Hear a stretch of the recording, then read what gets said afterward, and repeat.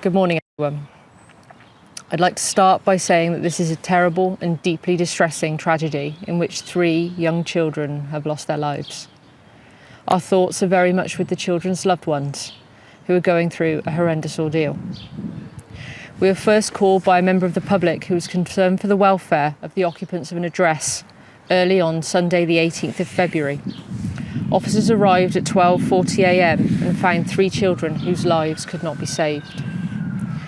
Forensic post-mortem examinations will now be carried out on the children to establish the cause of death. And it's important that we don't give out any further detail on this until these proper processes have been carried out. The post-mortem examinations are not likely to be completed until the middle to the end of this week at the earliest. Formal identification has not yet taken place, but we believe the victims are a boy aged 7, a girl of 3, and a 10-month-old boy.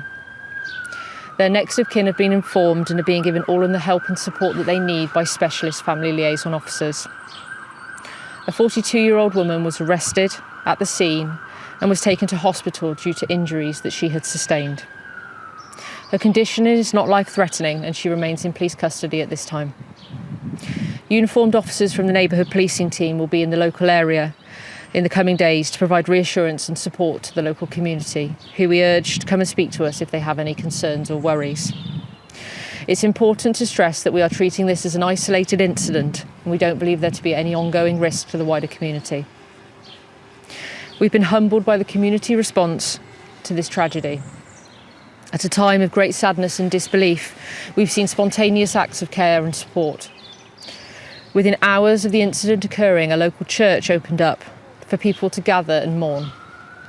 This is what being in a community is all about, and we'd like to thank all of those who continue to offer this important and selfless service. The death of such young children is a great shock to the whole community, and I know that this incident has had a profound and deep impact on all of us in the police. We'll be making sure that all of those involved in the response and the subsequent investigation are given any welfare support that they may need.